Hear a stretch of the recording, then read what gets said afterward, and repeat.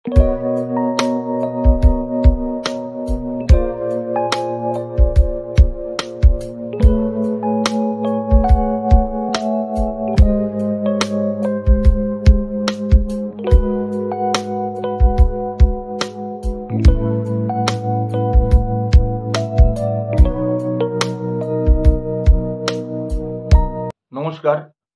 বাংলা টক আমার ইউটিউব চ্যানেলে আপনাদের স্বাগত। প্রতিদিনের মতন আজকেও আমি আপনাদের সামনে একটি বিষয়বস্তু নিয়ে উপস্থিত হয়েছি। আজকে যে বিষয়বস্তুটি নিয়ে আমি আপনাদের সামনে উপস্থিত হয়েছি সেটি হলো বর্তমান রাজনৈতিক পরিস্থিতিতে আমাদের রাজ্যের সামাজিক, অর্থনৈতিক এবং রাজনৈতিক যে পরিস্থিতি, সেই পরিস্থিতির জন্য আমাদের রাজ্যের বিরোধী দলগুলো কতটা দায়ী। দেখুন,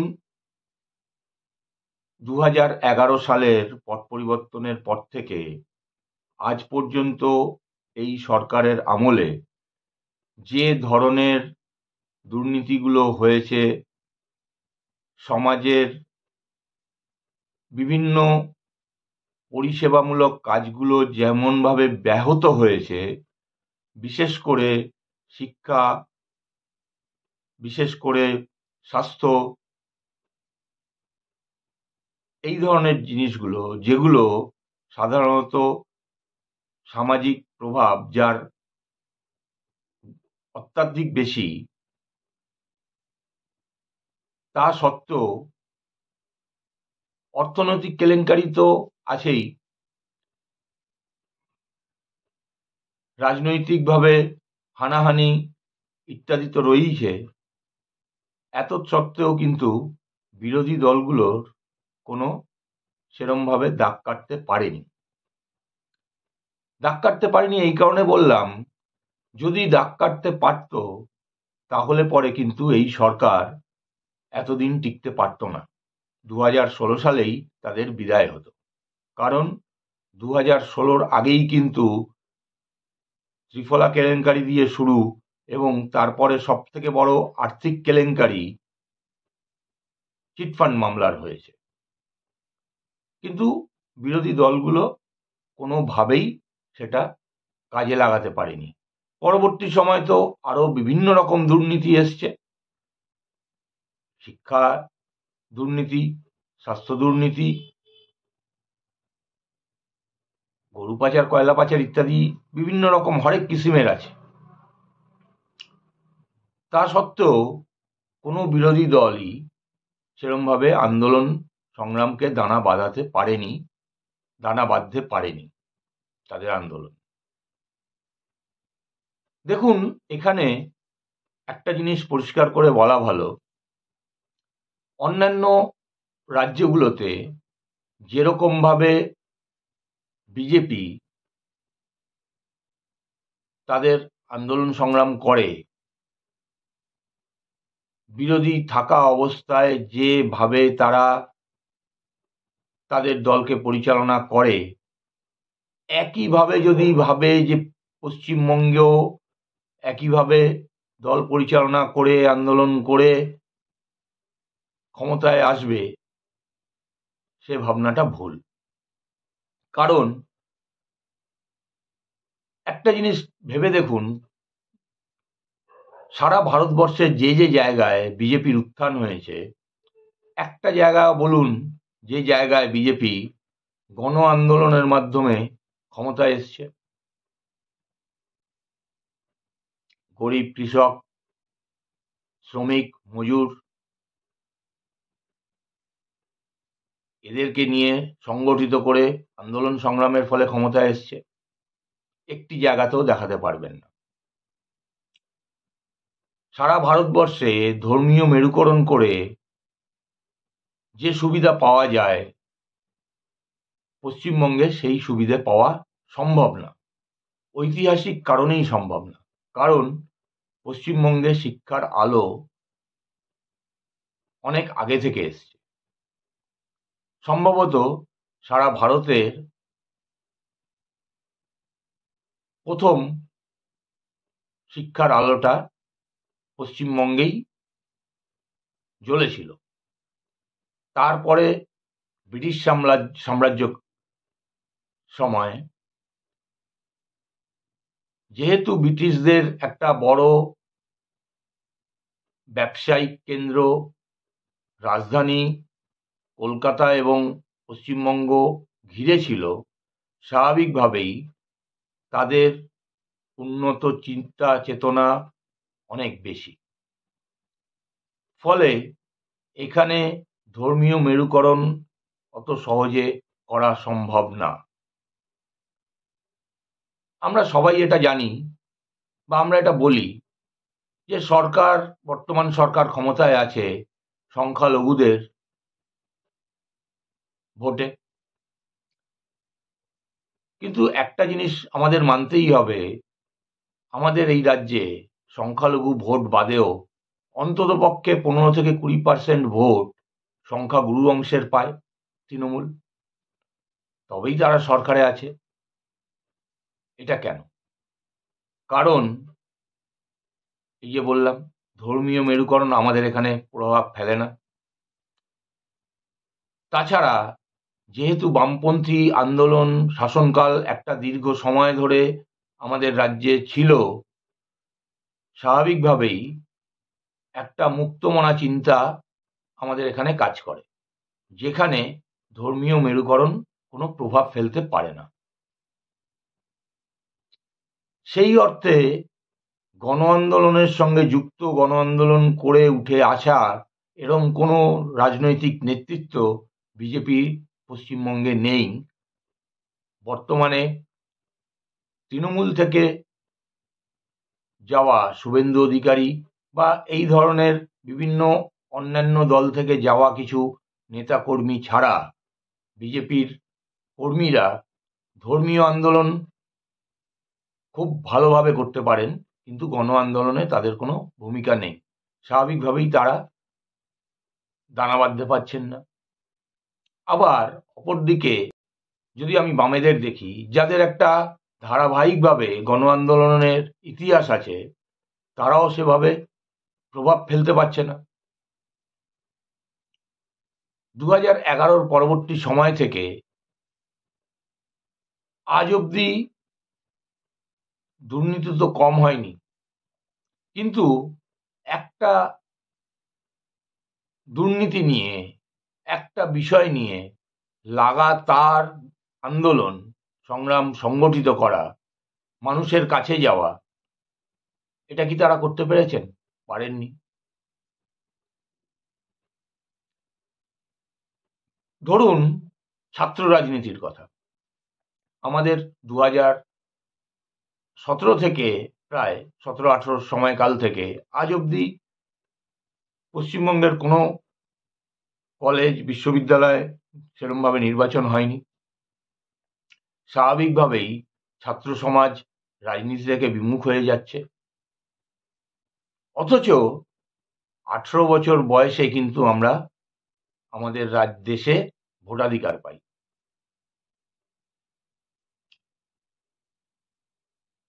ছাত্র আন্দোলন এমন একটা আন্দোলন, যেই আন্দোলন কিন্তু সমাজকে প্রভাবিত করে। এই ধরুন আজকে শিক্ষার যে অবস্থা, সরকারি শিক্ষা ব্যবস্থা বলতে গেলে প্রায় উঠেই গেছে। কোনো কোনো জায়গায় ছাত্রছাত্রীরা নেই, শিক্ষক আছেন। কোথাও আবার ছাত্রছাত্রীরা রয়েছেন, শিক্ষক নেই। শূন্য যে খালি পদগুলো রয়েছে শিক্ষকদের, সরকার পূরণ করছেন না, তার কোনো দায় নেই। এমনকি স্কুলগুলোতে চক ডাস্টার কিনবে, তারও পয়সা নেই, কাগজে দেখেছি আমরা। ফলে এই বিষয়গুলোকে নিয়ে ছাত্ররা যদি না রাস্তায় নামে, না আন্দোলন করে, কারা করবে? আবার বেকার যুবক ঘরে ঘরে রয়েছে, কলকারখানা নেই, চাকরি নেই, কিন্তু তারাও রাস্তায় নেই। যদি যুব সংগঠন, গণসংগঠনগুলো যদি গণ আন্দোলন না গঠন করতে পারে, তৈরি করতে পারে, তাহলে তাদের কথা বলবে কে? ঠিক একই রকম ভাবে আমি যদি কৃষক সমাজের কথা ধরে নিই, কৃষক সমাজের দৈন্যদশার কথা আজকে আমরা সবাই জানি। ফসল ফলাচ্ছেন অথচ দাম পাচ্ছেন না। মধ্যস্বত্বভোগীরা মাঝখান থেকে এসে তাদের থেকে কম পয়সায় তাদের ফলন তুলে নিচ্ছে, আবার ওই ফলনই বেশি দামে সরকারকে দিচ্ছে।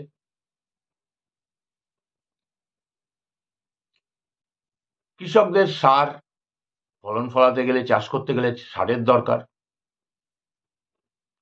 সারের দাম বাড়ছে দিনকে দিন।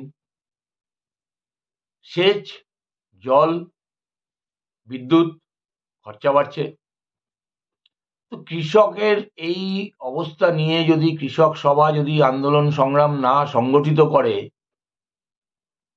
তাহলে তাদের কথা, তাদের দুঃখ দুর্দশার কথা নিয়ে কারা বলবে? শ্রমিক আন্দোলনের কথা ছেড়েই দিলাম, পশ্চিমবঙ্গে কলকারখানা নেই, শ্রমিক আন্দোলন হওয়ার সুযোগও নেই। আচ্ছা, আমরা সবাই বলি এই সরকার ক্ষমতায় রয়েছে সংখ্যালঘু সম্প্রদায়ের ভোটে, এই কথা বলে আমরা সবাই ঢেকুর তুলি। কিন্তু এটা যদি আমরা দেখি, বিশ্লেষণ করি, তাহলে এটা দেখতে পারবো অন্ততপক্ষে সংখ্যাগুরু সমাজের 15 থেকে 20% ভোট তৃণমূল পায়, তবেই তারা ক্ষমতায় আসে। কিভাবে পায়? বিভিন্ন রকম অনুদান, লক্ষ্মীর ভাণ্ডার, কন্যাশ্রী ইত্যাদি ইত্যাদি হরেক কিসিমের আছে।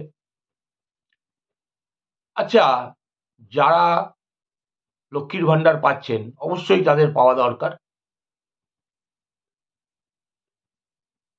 তাই জন্যই তারা পাচ্ছেন, তাদের উপকার হচ্ছে, ঠিক আছে, ভালো কথা। কিন্তু তাদের কাছে এই কথাটা কি নিয়ে যাওয়া যাচ্ছে? যে আচ্ছা, আপনি লক্ষ্মীর ভাণ্ডার পাচ্ছেন, ভালো কথা, কিন্তু একবার কি ভেবে দেখেছেন আপনি লক্ষ্মীর ভাণ্ডার যেমন পাচ্ছেন 1500 টাকা, 2000 টাকা যাই পান, সেই টাকাটা আপনি পাচ্ছেন আপনার সম্ভ্রমের বদলে। আপনি এই টাকাটা পাচ্ছেন, তার ফলে রাজ্যে প্রশাসনিক ভাবে আপনাকে রক্ষা করার জন্য যে পুলিশের দরকার, সেই পুলিশে নিয়োগ হচ্ছে না। আপনার বাড়িতে যে ছেলে মেয়েটি ছোট আছে, তাদের পড়ার জন্য যে স্কুল দরকার, স্কুলের পরিকাঠামোর উন্নয়ন হচ্ছে না। তাদের স্কুলে পড়ার জন্য যে শিক্ষক দরকার, সেই শিক্ষক নিয়োগ হচ্ছে না। আমরা বলতে পারছি না, তাদের কাছে যেতে পারছি না। আচ্ছা, তাদেরকে বামপন্থীরা কি এই কথা বলতে পারছে যে আপনি 2000 টাকা পাচ্ছেন কি 1500 টাকা পাচ্ছেন, আমরা সরকারে আসলে আপনাদের 3000 টাকা দেবো কিংবা 5000 টাকা দেবো, এরকম ভাবে কিছু বলতে পারছেন? পারছেন না তো। আচ্ছা, যুব সমাজের কাছে কখনো এটা বলতে পারছে যে ভাই, কলকারখানা নেই রাজ্যে, আমরা বেকার ভাতা আবার চালু করব?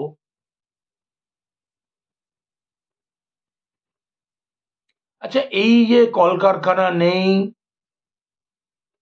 শিক্ষার পরিকাঠামো ধ্বংস হয়ে যাচ্ছে, স্বাস্থ্যের অবস্থা ততই বছর, একটা বিষয় নিয়ে রাস্তায় নামা, আন্দোলন করা পাবেন না। কর্মসূচি পাবেন, এক একটা নির্দিষ্ট দিনে এক একটা কর্মসূচি, সেখানে যোগদান,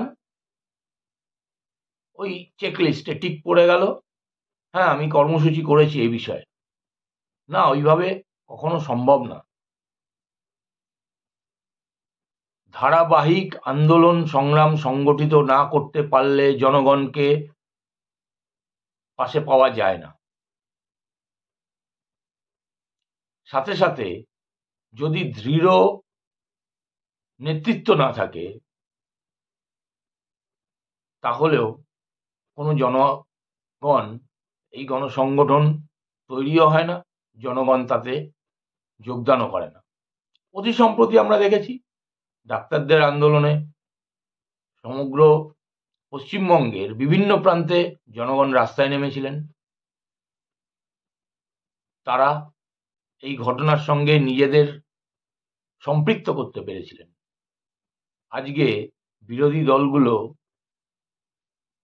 মানুষের জ্বলন্ত সমস্যাগুলোকে নিয়ে এমন কোনো আন্দোলন তৈরি করতে পারছেন না, যার ফলে জনগণ এই আন্দোলনগুলোর সঙ্গে নিজেকে সম্পৃক্ত করতে পারে এবং তারা এই আন্দোলনের পাশে থাকে।